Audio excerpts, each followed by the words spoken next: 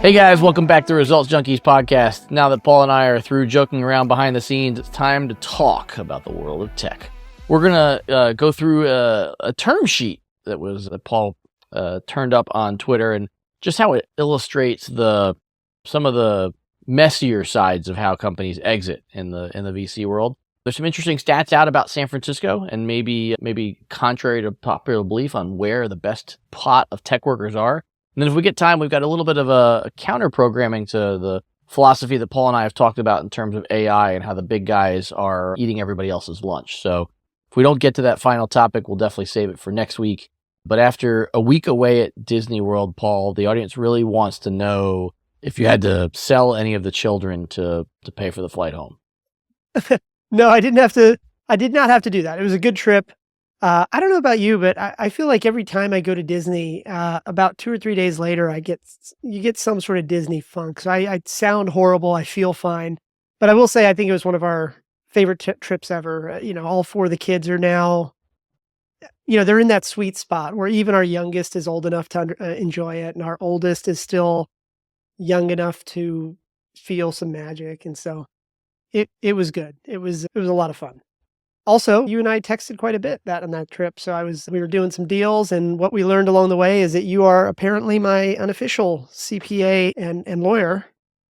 I've been told that that's still under embargo and that I can't talk about it yet. So TBD. Oh, yeah. TBD. Absolutely. On that. Yeah. That never happened. More to come. More to come on that, and I should have loaded, and I apologize again. Adam sent some really funny memes via Instagram after we recorded our last episode, so I did not upload those, and I've been bad about that, so I will do that soon. But by the way, this will be real quick. This will be a really interesting test to see if Rob actually listens to this, and he's wondering now, like, what advice you gave me.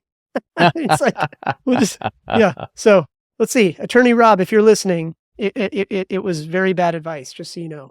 Well, I'll also find out if my other CPAs are listening on this episode too. Well, if they are, they'll probably send you a bill. So That's right. Oh man. Yeah. Well, all right. I'll see if I can't upload this image while you and I are talking, because there was a funny one. You're talking about Adam from Sioux Falls or South Dakota somewhere, right? I think it was Nebraska. I think Nebraska. Yeah. Well, that's one. But there's also Jeremiah decided to get it on the game too, so I'm going to try and upload that while we're talking. Okay. I feel bad asking this, but I don't know how people actually put these memes together. Like, I just, I read one time. You feel bad, but you keep asking this question over and over again, and nobody's bailing you out. Seriously, like my brother-in-law will fire off a meme to me like 10 seconds after I say something dumb. And I'm like, how in the world? We're both in our mid-40s.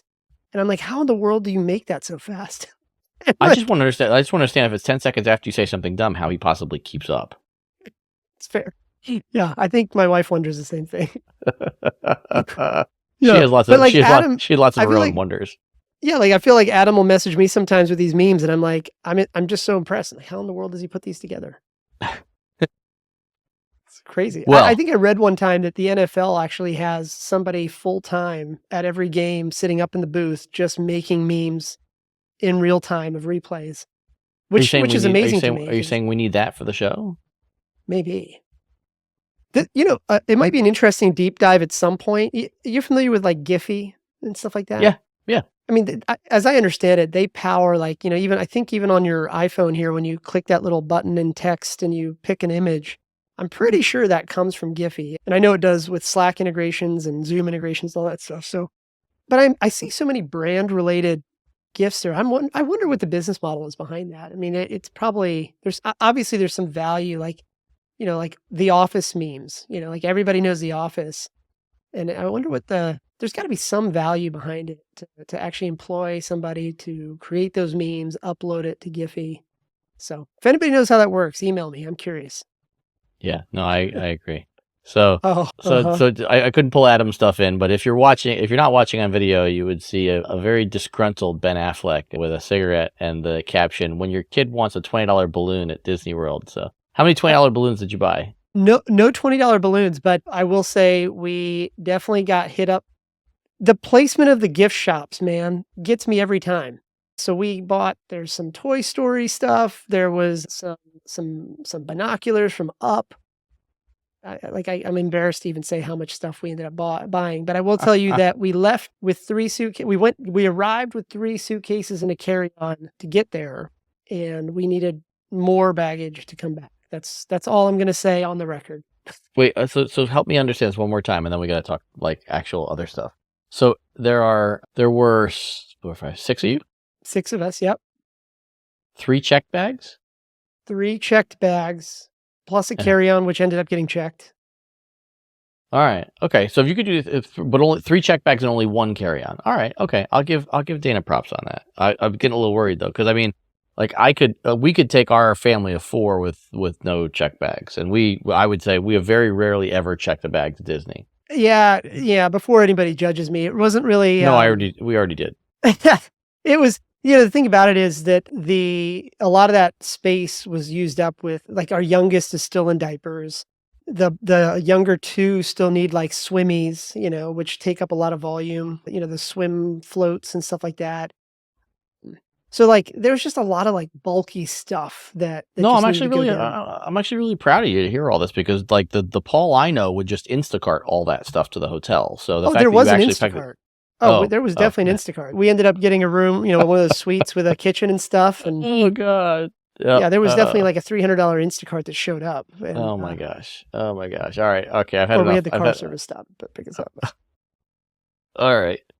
Housekeeping notes, show@resultsjunkies.com is how you find us. If you want to shoot us an email, if you would like to reflect on Paul's packing habits, I'd greatly appreciate it. He is at Paul Singh on all those social media channels. I am at Pizza in Motion. As well, if you got a minute to leave us a review and a rating, that really helps us reach a larger audience, which we try to do each and every week. So first up, this tweet, which we will include in the show notes, talks about the acquisition of a company called TruePill. So the TruePill was acquired for $525 million. And I'm going to paraphrase a little bit here. I won't read the whole thing. They were acquired for $525 million. According to this tweet, which I did not verify the amount, but sounds like it could be in the right range, they raised $370 million over the course of that time.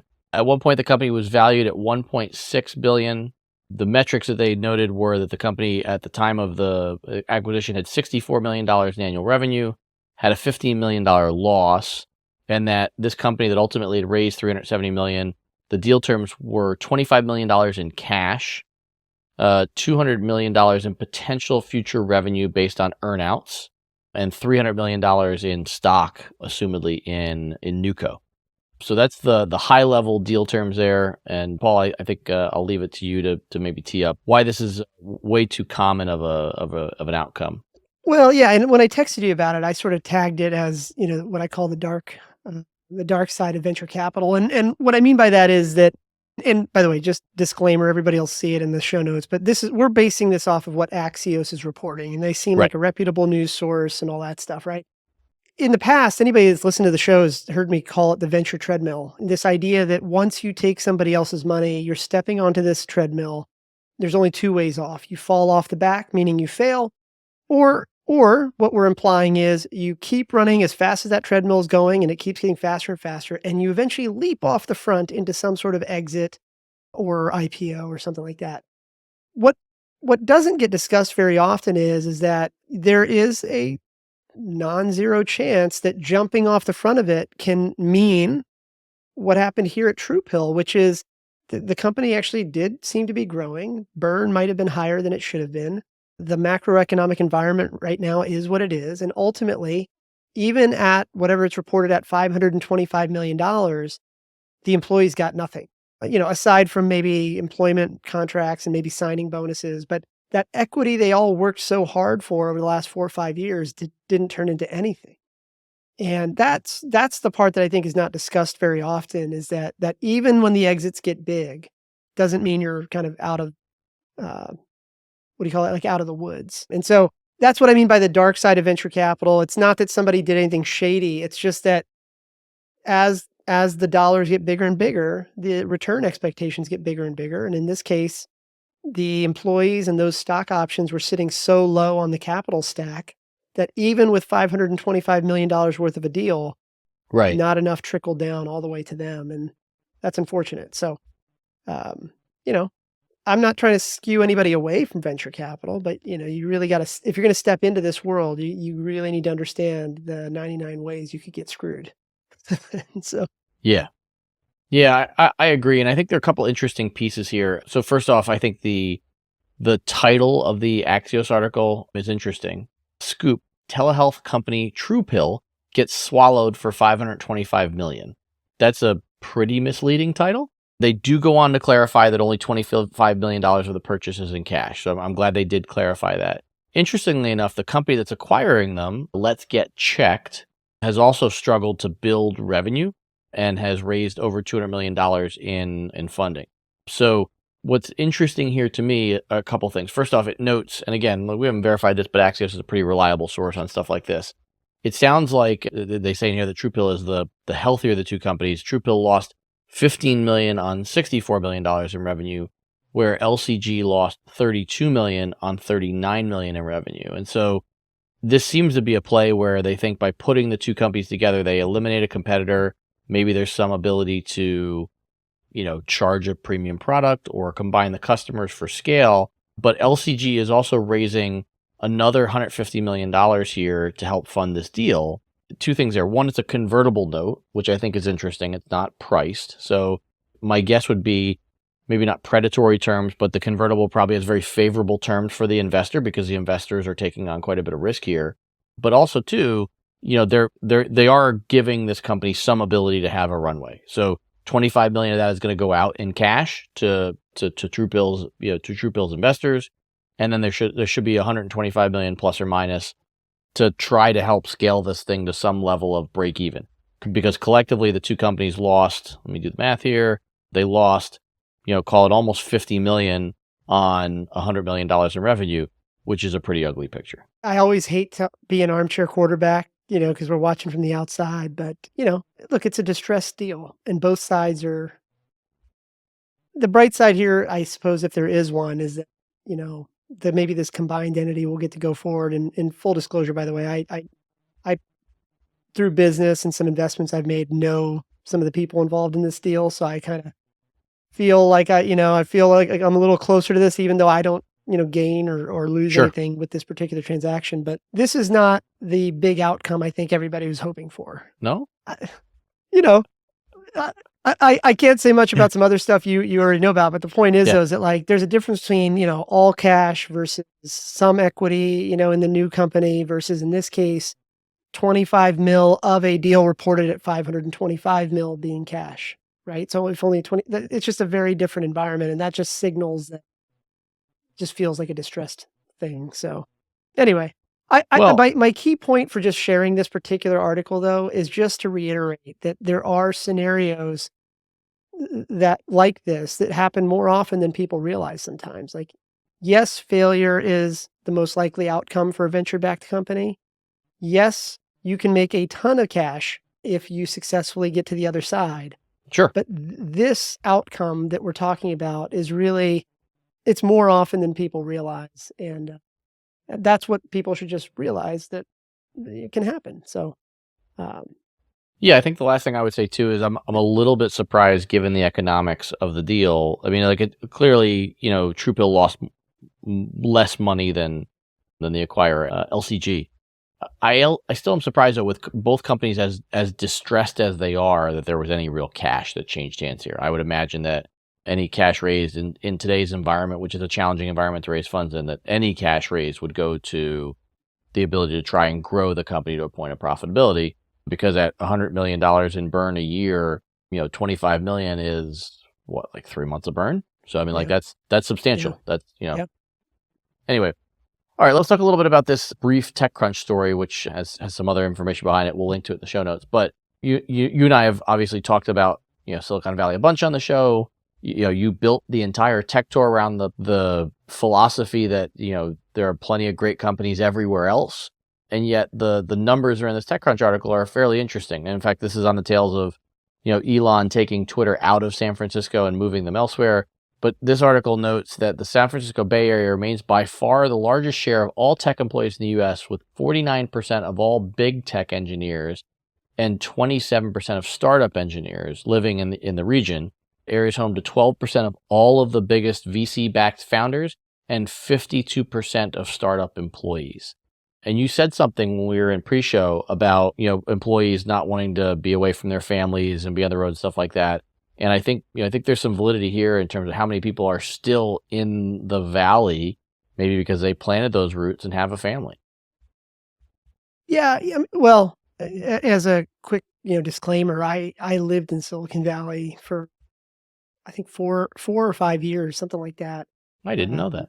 I Yeah. learned something new about Paul saying on What? August 20th. Yeah. Yeah, no, I had a apartment in Mountain View, California from 2008. I'm sorry, Mountain View, San Mateo from 2007, I think, to 2010. And then I moved down to Mountain View when we started 500 Startups, and I was down there. I had that apartment until 2012, maybe 2013, something like that. I guess what I would just say is like, part of this I totally get. I mean, there's something to be said about serendipity and density. Like, look, you and I live maybe 10 miles apart, and we jokingly admit to each other that we see each other more often on the road than we do here, even though we're 10 miles apart. Whereas in Silicon Valley, at least when I was living there, and as this article sort of hints at, the density is so high that you could be having, you could be running into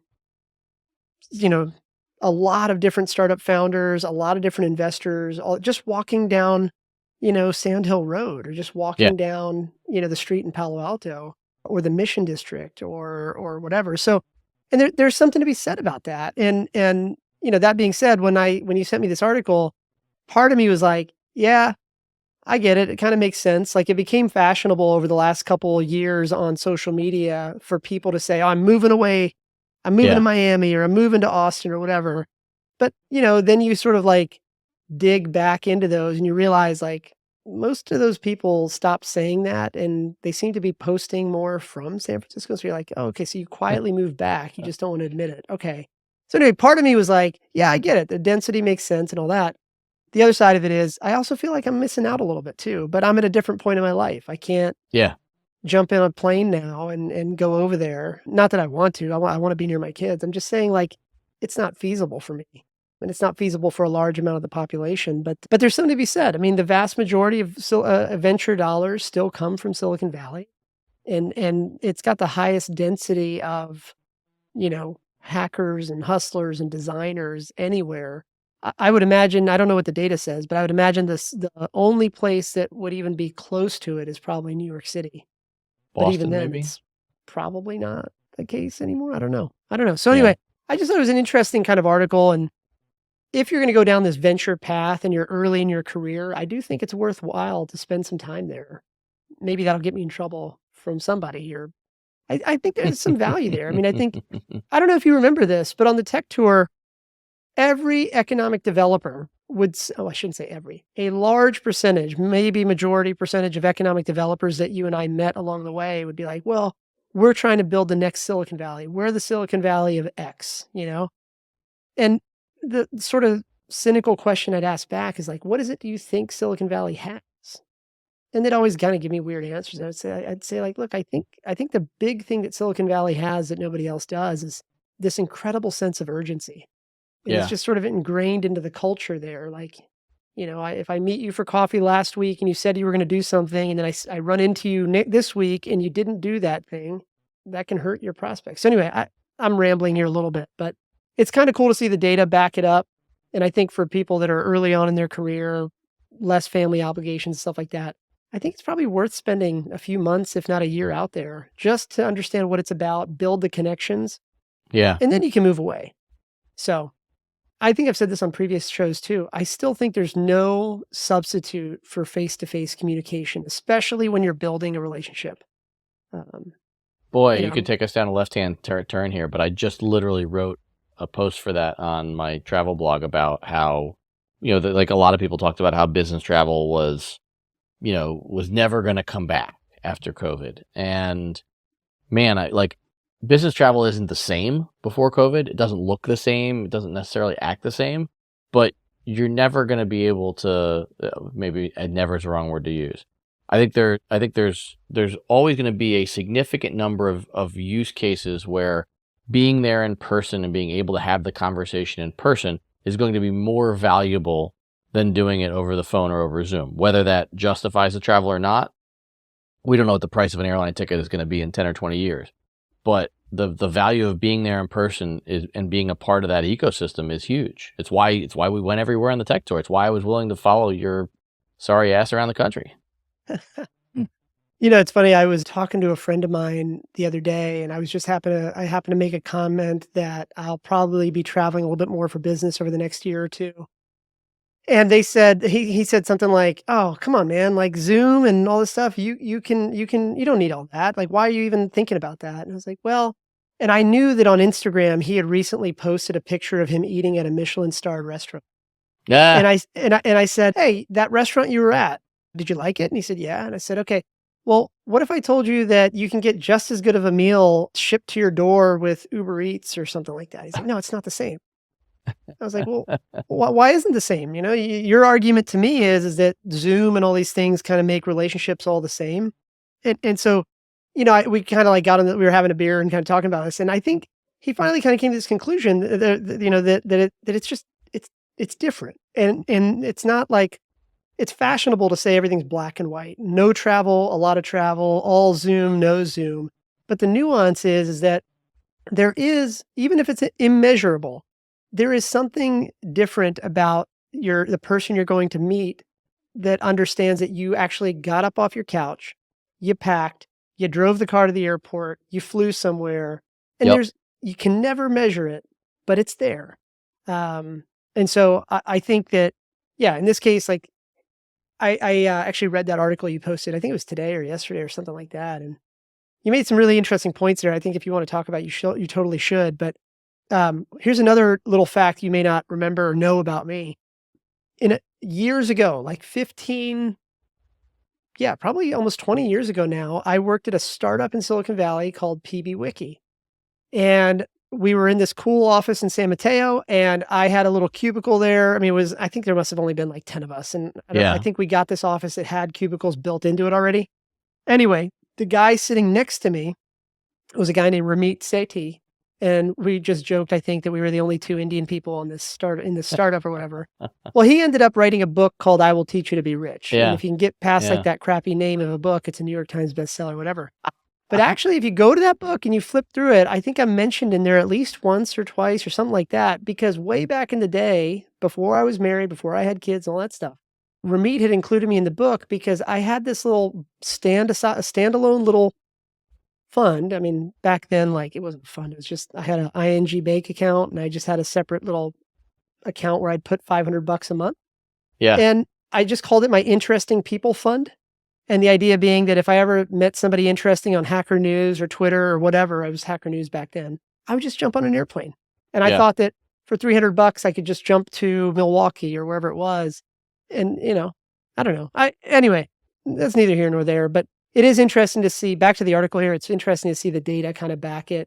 And I think if you're in AI, especially right now, or you think you're going to go play the venture game, if you're in a position in your life where you could potentially move for a couple months or even a year or two, it's probably worth going out there and just kind of getting a sense of it. You'll learn more within a few months there than, in a couple years somewhere else.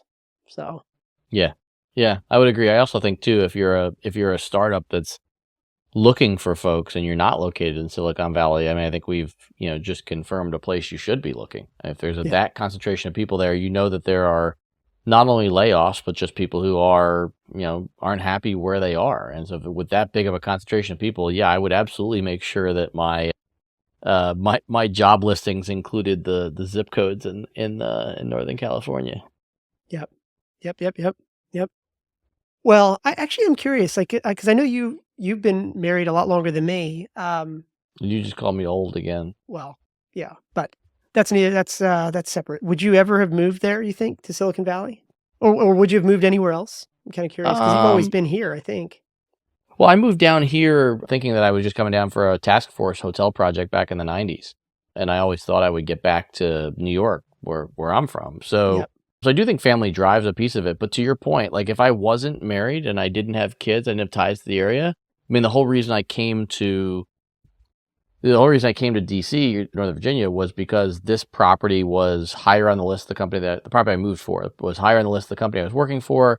some of the key individuals for the company were there, and I was going to be seen a lot more than the very fringe property I was at in New York, and I was looking to move up in the company. So, to that point, I see so much value in being where the action is. And so like to be a part of the startup ecosystem and the community, if that's like, if you're a founder, like you want to be surrounded by people that will challenge you for sure.